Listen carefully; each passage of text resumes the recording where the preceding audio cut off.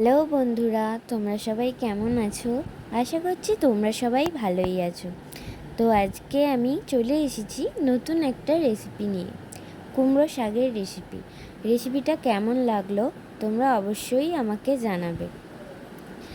তো আমরা প্রথমে কড়াইতে বড়িগুলোকে ভালো করে ভেজে নেব।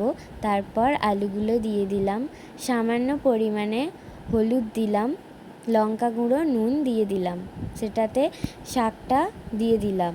তারপর একটু জল দিয়ে ভালো করে সেদ্ধ করা হবে।